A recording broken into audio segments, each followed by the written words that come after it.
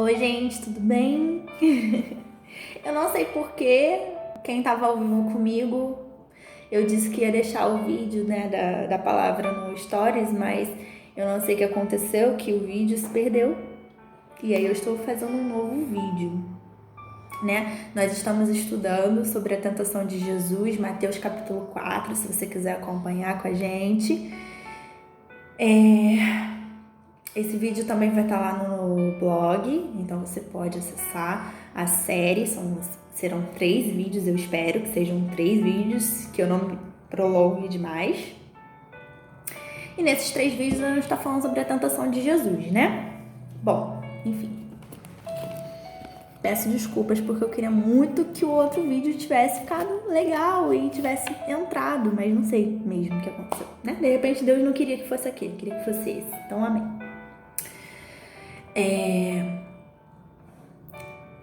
E aí eu vou falar sobre a tentação de Jesus, né? Começa assim: a seguir foi Jesus levado pelo Espírito ao deserto para ser tentado pelo diabo. Aqui no capítulo 4, no versículo 1, melhor dizendo, ele não fala que Jesus foi levado para o deserto pela carne, não foi levado pelo deserto, pelo pecado dele, que ele pecou, que ele errou, e aí ele foi para o deserto. Não diz que ele foi levado para o deserto pelo próprio diabo, não diz isso.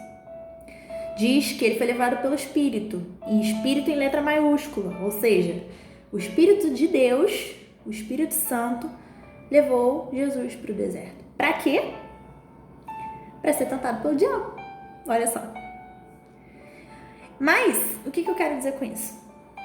Muitas vezes, né, quando a gente vai para o deserto, quando a gente está passando por uma situação difícil, é muito fácil as pessoas quererem deduzir por que essa situação está acontecendo com a gente, né? Quem vê de fora, às vezes até mesmo a gente, né?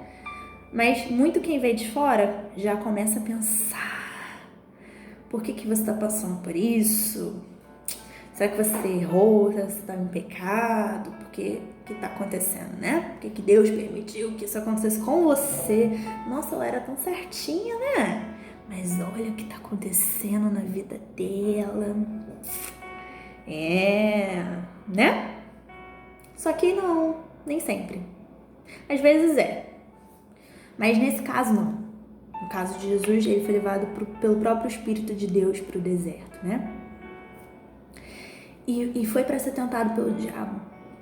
Porque ali, assim, vocês têm que entender uma coisa, e eu também, né? Nós.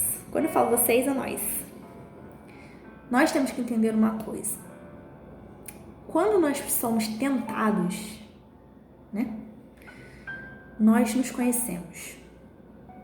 Nós conhecemos um pouquinho mais de quem nós somos.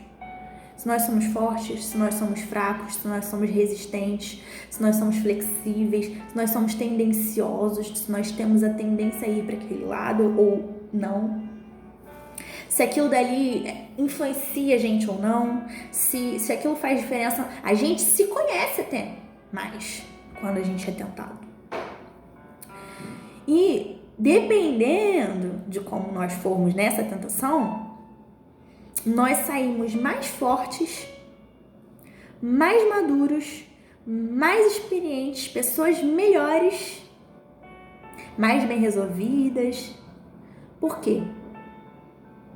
Porque você foi aprovado. Mas quando você é reprovado, você também tem a experiência de perceber que você precisa trabalhar mais naquela área. Não é que você tem que desistir. Eu fui tentado e caí na tentação. Fui tentado e vacilei. Errei, sabe? A gente erra mesmo. Nós somos falhos.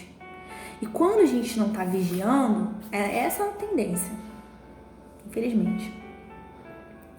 Mas quando nós somos reprovados, ali a gente tem experiência de que a gente precisa vigiar mais naquela área da nossa vida, de que ali é uma fraqueza nossa, de que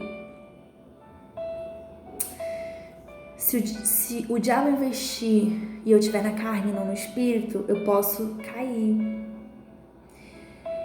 Que eu vou me conhecer mais. Eu vou conhecer que... Por que eu não tratei essa área aqui da minha vida? Por que eu vacilei aqui? Por que eu dei mole? Por que veio a tentação e eu...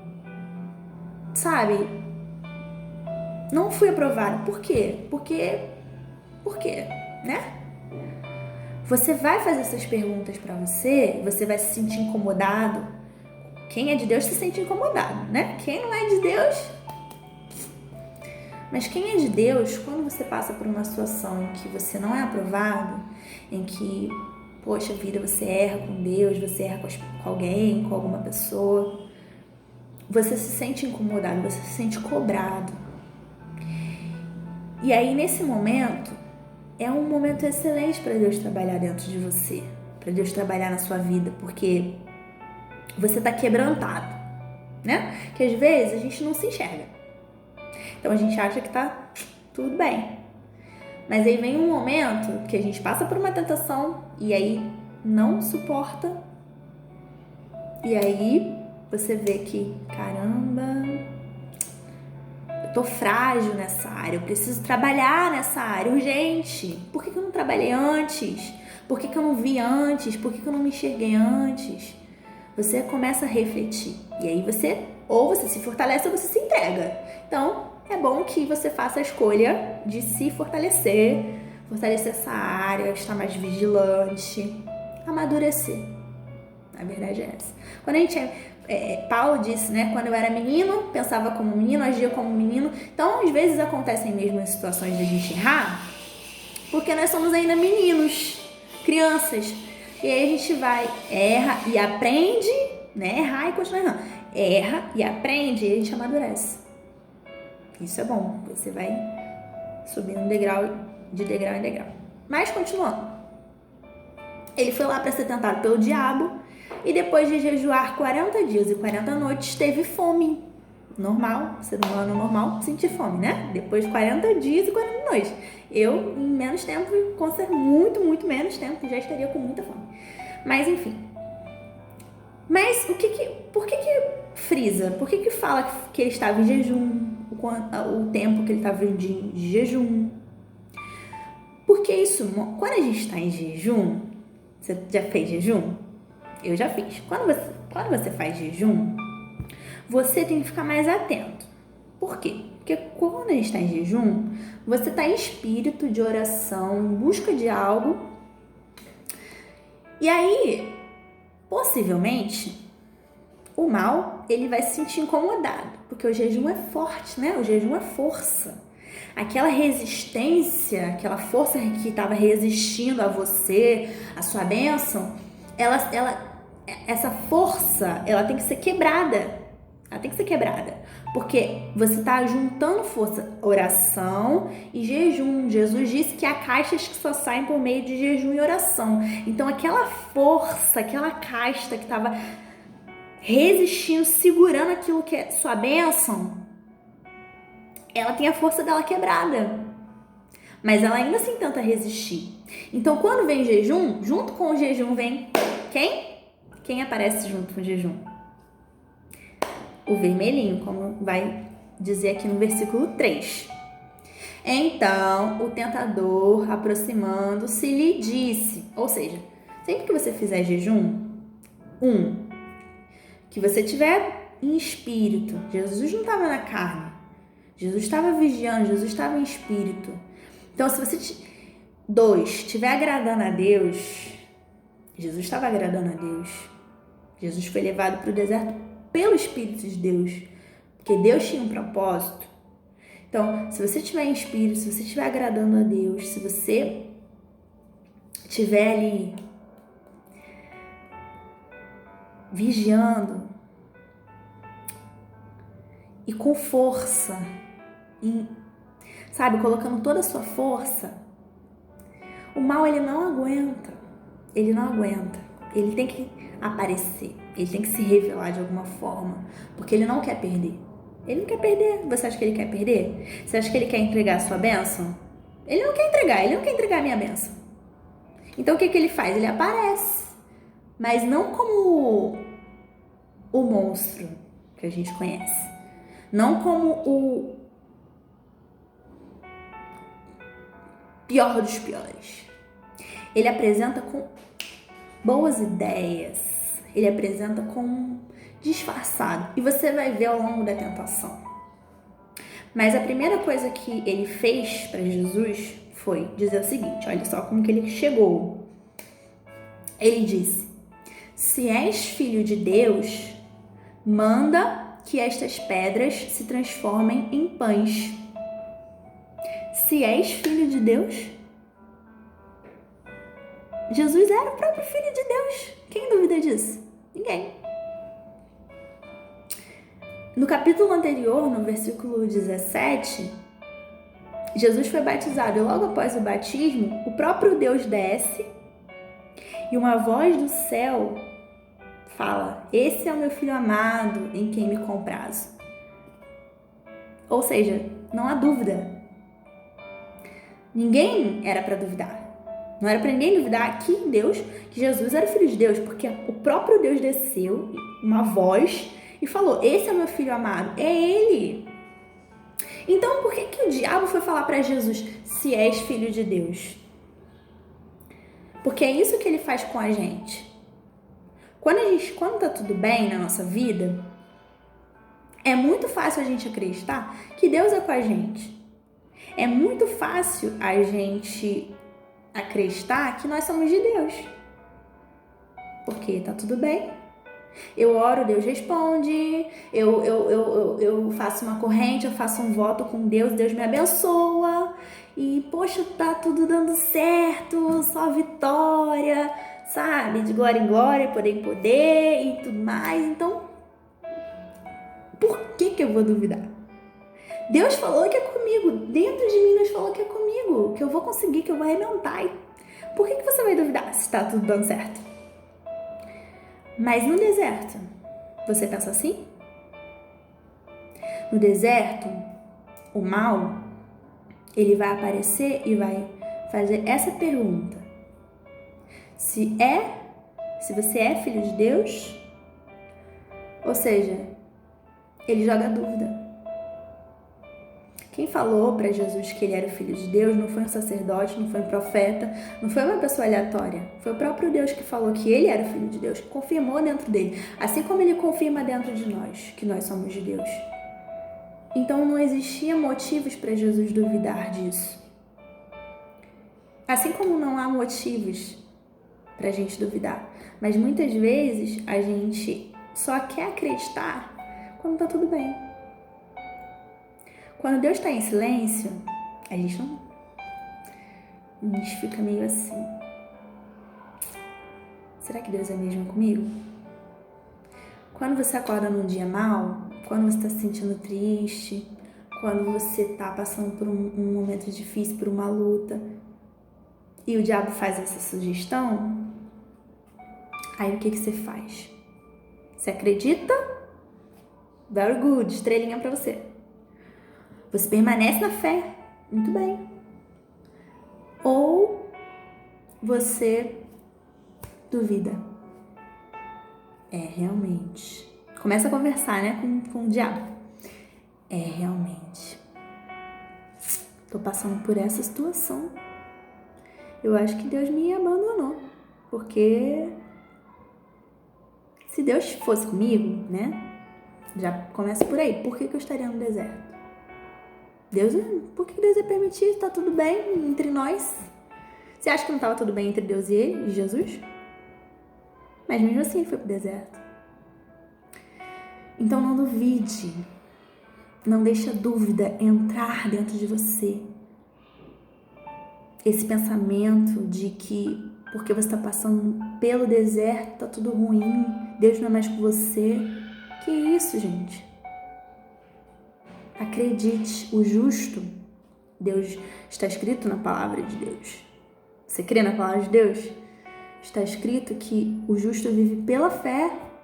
A fé não é um sentimento, a fé não é um momento, a fé não é o que eu vejo, a fé é muito mais do que isso. Muito mais do que circunstância. Então, não importa o que você está sentindo nesse momento. O que importa é que Deus é com você e ponto. Acabou. Não importa. Se você crê, você tem essa certeza dentro de você, se você tem a fé verdadeira dentro de você, você crê. Tudo bem. Lá atrás, foi o próprio Deus que falou comigo. Não foi qualquer pessoa, não foi qualquer um que me revelou que Deus era comigo. E aí, como eu falei no vídeo, né, pra quem assistiu, entra o seguinte: aqui na tentação a gente está falando de vida com Deus, né? Que o diabo quis que Jesus duvidasse se ele era ou não filho de Deus. Mas às vezes, no seu caso, não é isso. Às vezes, no seu caso, é assim: você olha para sua vida e você vê que você está muito tempo desempregado, que você não conseguiu nada, que os seus sonhos, você luta, se esforça, um deserto que não acaba, sua família toda uma bagunça, sabe? E você pensa: será que um dia eu vou ser feliz? Será que um dia eu vou ser feliz no amor? Será que um dia eu vou encontrar uma pessoa que vai me realizar de verdade? Será que um dia meu casamento vai ser restaurado? Será que um dia os meus filhos vão ser, sabe, libertos? Será que... vários pensamentos. Só que lá atrás Deus te deu uma promessa. Você leu a palavra de Deus, a Bíblia, ou de repente Deus usou uma pregação, Deus falou aqui na sua mente, Deus falou diretamente com você que sim, que você ia ser feliz, que o seu sonho ia se realizar, que sua família ia ser restaurada. Lá atrás ele deu essa palavra para você e você creu naquele momento. Só que aí o tempo foi passando e agora você não crê mais. E agora você fica pensando: realmente, será? Só que olha como Jesus combateu aquela palavra. Jesus disse assim para Satanás. Cadê? Jesus, porém, respondeu: está escrito, não só de pão viverá o homem, mas de toda palavra que procede da boca de Deus. Ou seja, o que te sustenta no deserto, o que te sustenta, na verdade não só no deserto, todos os dias, todos os momentos da nossa vida, o que nos sustenta é a palavra de Deus. Não é o pão é muito bom, a comida é muito boa, só que o que vai nos sustentar no dia mal é a palavra de Deus, é a palavra que sai da boca de Deus, porque o que sai da boca de Deus, a palavra que sai da boca de Deus não volta vazia. Tá escrito que no princípio, acho que tá em Atos. Não tá em Atos. Eu me esqueci onde está. Se alguém lembrar, coloca aí pra mim depois nos comentários. Está escrito, achei, João. No Evangelho de João diz assim: no princípio era o verbo, e o verbo estava com Deus, e o verbo era Deus. O que é o verbo? O verbo é a palavra. O verbo era Deus, a palavra é o próprio Deus. Deus, ele não volta atrás com a palavra dele. Se Deus te escolheu, ele não volta atrás com a palavra dele. Se Deus falou que você vai ser feliz, que você vai ser abençoado, Deus não vai voltar atrás com a palavra dele. Ele disse que passariam os céus e a terra, mas a palavra dele não passaria. Tudo vai passar, tudo vai passar, mas a palavra dele não. Então, é isso que nos sustenta. Se você medita, se você busca a palavra de Deus, se você busca que Deus fale com você. Eita, peraí. Se você busca que Deus fale com você através da palavra dele, Deus, ele vai falar com você. E o que ele falar com você é o que vai sustentar você nos momentos difíceis. Foi isso que Jesus usou para vencer o diabo. E é isso que você tem que usar também para vencer no deserto, no dia mau, é a palavra de Deus. É isso que vai te sustentar. Tá bom, pessoal? Espero que esse vídeo tenha ajudado vocês de alguma forma. Deus falou comigo e eu quis compartilhar com vocês. E eu vou estar compartilhando também as outras duas, a continuação da tentação, né? As outras duas partes. E eu espero que vocês acompanhem, tá bom? Até o próximo vídeo. Deus abençoe a todos nós.